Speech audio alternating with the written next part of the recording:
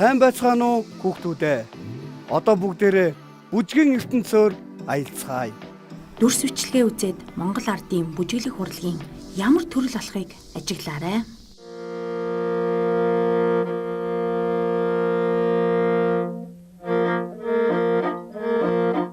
Энэ бол баруун монголчуудын дунд өргөн дэлгэрсэн бие биелгээ юм. Бие биелэхэд сарвуу, тохой, гар, мөр, цээж, хүзүү, толгой гэд биеийн бүхий л хэсэг хөдөлгөөнд оролцдог байна. Бичлэг дээрх бие биелгээ нь сурах хүчигт байгаа аль домогтой холбогдож байгааг олоорой. Одоо бүгдээрээ баяд биеийн хөдөлгөөнийг хараад дуурайн хийцгээе. Одоо баяд бол маш гүнзгээс хоёр хөлөн бол яг зэрэгцээ гүнзгээс угаад толгой гар хоёр бол яг адил явдаг.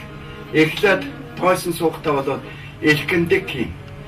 1 2 3 4 Баяд бие маш гүнзгий суна. Хоёр хөлийг бүтэн улаар бат зогсох ба толгой гарын хөдөлгөөн зэрэг хөдлөнө. Дээлийн хормоо хөдлөхгүй биелэх хатуудыг ёс байдаг. Одоо цаацал 1 2 3 4 5 6 7 8 ингээд яхад бол хормоо хөдлөхгүй байгаа юм. Баядаа хамгийн гол онцлог нь бүтэн суугаад гүн суугаад хормоогоо хөдлөхгүйгээр ингээд цацал хийлээ, сая элхэндэг хийлээ. Одоо ингээд босч ирээд одоо ёслогоо хийлээ. Одоо мэн л одоо тэр жороо марна явна. Хормоо хөдлөхгүй байх ёстой. 1 2 3 4 6 7 8 тэгээд хамгийн сүүлдэн бол мөн адилхан ёслогоо хийлээ. Бие биелгээ нь баруун монголчуудын ямар зан үйл, зан аран шин, үйл явдлыг илэрхийлдэг вэ?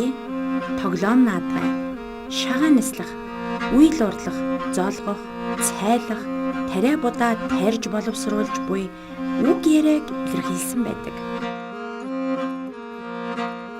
Хүүхдүүдээ баяд биеийг биелэхэд дээлийн хормоо хөдлөхгүй учрыг сурах бичгийн 110 дугаар хуудасны домгоос уншиж мэдээд гэр бүлийнхэндээ тайлбарлаж ярилцаарай.